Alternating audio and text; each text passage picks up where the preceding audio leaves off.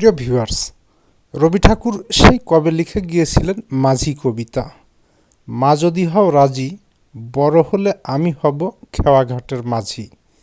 এই কবিতাটি হয়তো অনেকেই পড়েছেন। তো মা চাননি মাঝি হই, ছোটবেলায় পড়ালেখা শিখিয়েছেন, কর্মস্থলে যেতে নদী পার হতে হয়। প্রতিদিনই নদী পার হওয়ার সময় মাঝির সাথে কথা হয়। তো হঠাৎ করেই শখের বশে মনে হলো দেখি তো নৌকা চালাতে পারি কি না। ছোটোবেলায় তো শিখেছিলাম। হ্যাঁ, এটা কিন্তু গুমানী নদী, অষ্টমনীষা থেকে আমার গন্তব্য মির্জাপুর।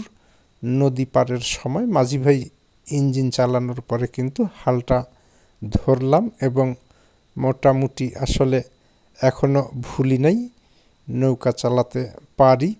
নৌকাটি কিন্তু গন্তব্যে চলছে। আমি মাঝি ভাইয়ের সাথে একটু কথাও বললাম, উনি কতদিন আসলে নৌকা চালান জানার চেষ্টা করেছি। আর আমাদের এই চেনা পরিচিত নদী, আমার গ্রামের বাড়ির পাশ দিয়েই নদীটি বয়ে গেছে। ধন্যবাদ সবাইকে, ভালো থাকবেন। দেখা হবে অন্য ভিডিওতে।